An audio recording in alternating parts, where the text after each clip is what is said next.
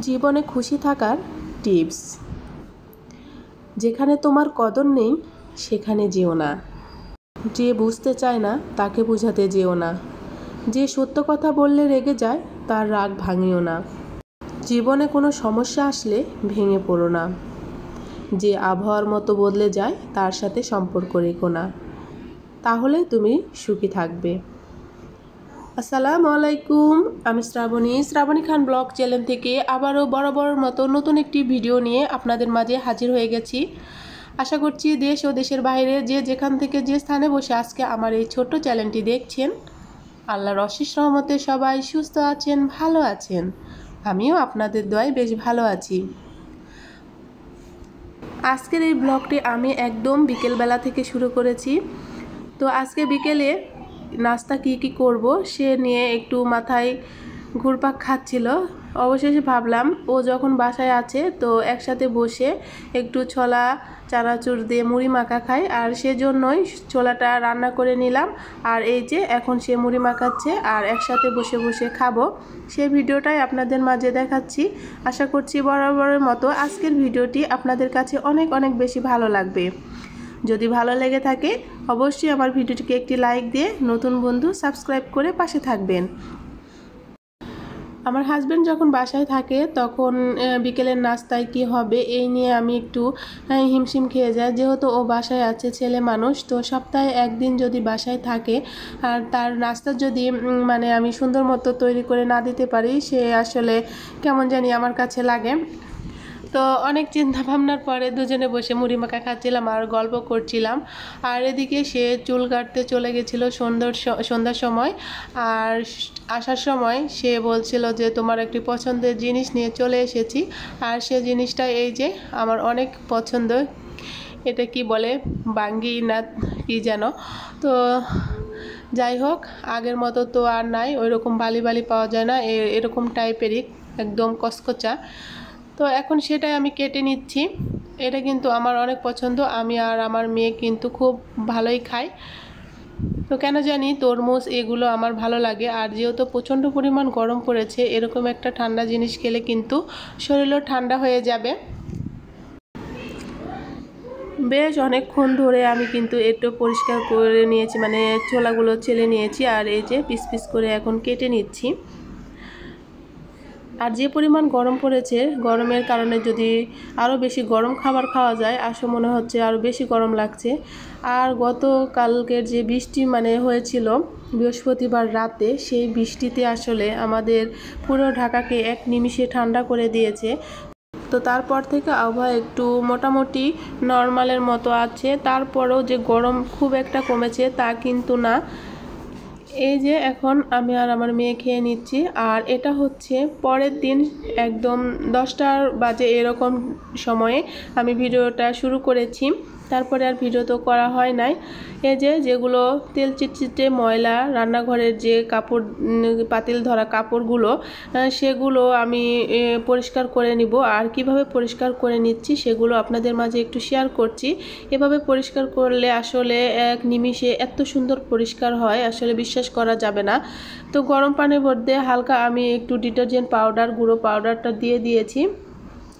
তারপরে এই যে ময়লা যেগুলো ছিল পাতিল গরম কাপ ভাত, তারপরে তরকারি এগুলো রাখি আমি যেখানে, সেগুলো আর এই যে পাতিল ধরা কাপড়গুলো পরিষ্কার করে নেব। তো বেশ অনেকক্ষণ কিন্তু আমি রেখেছিলাম, যেহেতু গরম পানিতে ভিজিয়ে রেখেছি। আর এ কারণে আমার এতই কষ্ট কম হয়েছে, মাত্র 2-1টা ডোলা দিলে একদম নতুনের মতো ঝকঝকে হয়ে গেছে। তো কারা আপনারা যেভাবে পরিষ্কার করেন না কেন এভাবে একদম পরিষ্কার করবেন, দেখবেন এক নিমিষে একদম নতুনের মতো হয়ে যাচ্ছে। আর তেল চিটচিটে বলেন আর ময়লা বলেন সব কিছু দূর হয়ে যাচ্ছে। তো এই পদ্ধতিতে আমি সবসময় পরিষ্কার করে থাকি। আর রান্নাঘরের যে কোনো জিনিস গরম পানি দিয়ে করা হয় তাহলে কিন্তু অনেক সুন্দর পরিষ্কার হয়। আর এভাবে আমি সব সময় এগুলো পরিষ্কার করে থাকি। তো আপনারা চাইলে পরিষ্কার করবেন, আর কিভাবে পরিষ্কার করেন অবশ্যই আমাকে চাইলে কিন্তু জানাতে পারেন, তাহলে আমিও একটু উপকৃত হব। এর চেয়ে যদি কোনো সহজ পদ্ধতি থাকে তাহলে আমাকে বলবেন অবশ্যই।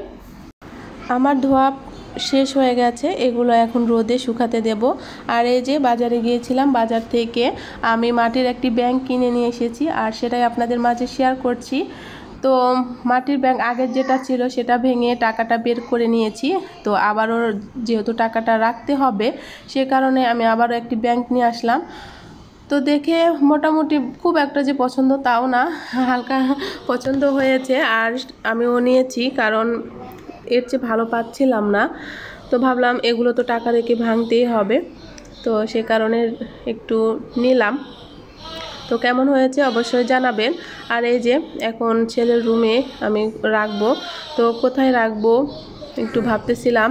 একবার ফুলটা উপরে রাখতেছি, তারপরে এখানে রাখলাম, দেখলাম যে কেমন লাগছে, তারপরে আবার ফুলটা নিচে নামিয়ে আবার আমি উপরে উঠাচ্ছি। তো কোথায় রাখলে আসলে ভালো লাগবে একটু বুঝতে পারছিলাম না। তো ফাইনালি আমি উপরে রাখলাম। আর আপনারা একটু জানাবেন যে আমার মাটির ব্যাঙটা কোথায় রাখলে বেশি ভালো হবে। একদম চলে এসেছি রান্নাঘরে, দুপুরবেলা রান্না করতে হবে, আর চুলাতে অলরেডি রান্না বসিয়ে দিয়েছি। আজকে কলমি শাক ভাজি হবে, তো কলমি শাক কেটে ধুয়ে আমি রান্নাটা উঠিয়ে দিচ্ছি। এ গরমে রান্না করতে কিন্তু বেশ কষ্ট হচ্ছে, তারপরেও কিছু তো করার নাই, খেতে হবে, রান্না করতে হবে, আর সে কারণেই কষ্ট হলেও রান্নাটা করতে হচ্ছে। এই যে কলমি শাক আমি দিয়ে দিয়েছি, আর তার সাথে সামান্য একটু লবণ দিয়ে ভালো করে নেড়েচেড়ে এখন আমি ঢাকা দিয়ে রেখে দিব।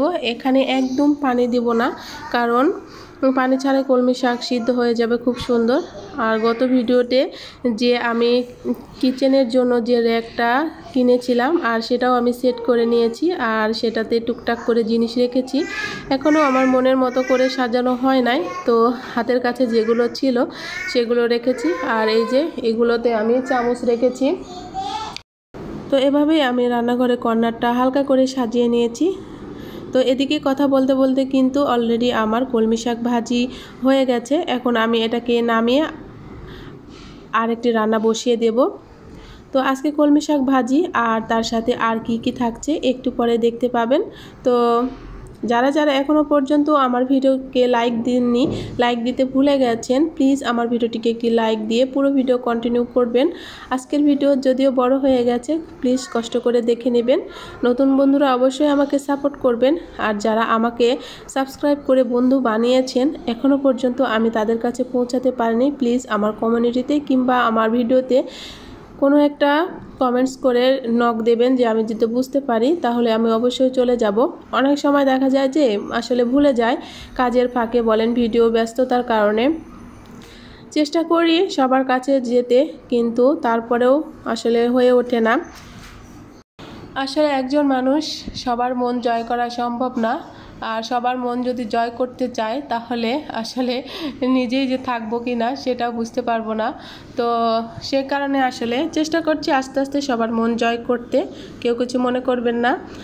আর এদিকে শাক ভাজির পর আমি দুপুরের আরেকটা যে রান্না করব সেটাও বসিয়ে দিয়েছি। আজকে আমি সজনে ডাঁটা দিয়ে ট্যাংরা মাছের ঝোল রান্না করব, আর সে কিভাবে রান্না করি সেটাও আপনাদের মাঝে A to Z আজকে আমি দেখিয়ে দিব। কারণ অনেক সময় আমি দেখছি যে আমার চ্যানেলে নতুন নতুন রাঁধুনি ভিউয়ার্স আসছে, তারা আমার রান্না অনেক বেশি পছন্দ করেন। সে কারণেই ভাবলাম যে আজকে যে সজনে ডাঁটা দিয়ে ট্যাংরা মাছ আলু দিয়ে ঝোল করব সেটাও একটু দেখিয়ে দিই। পেঁয়াজ মরিচ খুব ভালো করে ভেজে তেলের ভিতরে আমি একটু কাঁচা জিরে দিয়ে ভেজে নিয়েছি। তো কাঁচা জিরে দিলে কিন্তু এর সাথে অনেক তরকারিটা অনেক ফ্লেভার সুন্দর হয়, আর আমি এটা পুরন বলতে পারেন। তো দিয়ে দিলাম তার সাথে লবণ, শুকনো মরিচের গুঁড়া, হলুদ, আর সামান্য একটু আদা বাটা, হয়তো আমার স্কিপ করে গেছে এটা, তো দিয়ে দিয়েছি। এটাকে আমি বলক আসা পর্যন্ত অপেক্ষা করব। তার ভিতরে আমি যখন বলক আসবে ট্যাংরা মাছটা দিয়ে কষিয়ে নেব। যেহেতু ট্যাংরা মাছ আর ভাজলাম না, ছোট ছোট মাছ, বলক অলরেডি চলে এসেছে, আর এর ভিতরে আমি এই যে মাছগুলো দিয়ে দিব। মাছগুলো দিয়ে কষিয়ে নিলে আসলে অনেক বেশি স্বাদ হয়। আর এই যে মশলাটা এখনও কষাচ্ছি তো অনেকক্ষণ ধরে, এর কারণে তরকারির স্বাদ কিন্তু ভালোই হবে।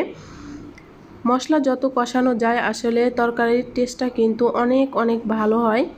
চেষ্টা করবেন মশলাটা কাঁচা গন্ধ যতক্ষণ আছে ততক্ষণ পর্যন্ত মানে জাল করতে, তাহলে দেখবেন তরকারিটা অনেক বেশি স্বাদ হচ্ছে। মাছগুলো বেশ অনেকক্ষণ ধরে আমি কষিয়ে, যেহেতু ট্যাংরা মাছ বেশি প্রয়োজন নেই, হালকা একটু কষালেই হয়ে যায়। তো এই যে এখন উঠিয়ে নিচ্ছি, কারণ পরবর্তীতে দেখা যাবে বেশি রাখলে তরকারির সাথে গলে যাবে, তো মাছ থাকবে না।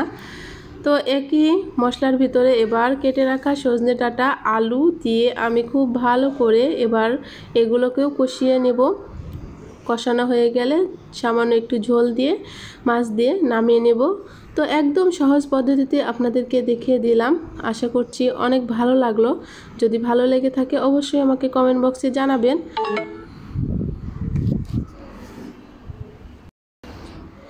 আর এই যে এরই মধ্যে কিন্তু ঝোলটা দিয়ে মাছটা দিয়ে দিয়েছি, আর তরকারি মোটামুটি আমার রান্না করা শেষ। এই পরিমাণে ঝোল রাখবো।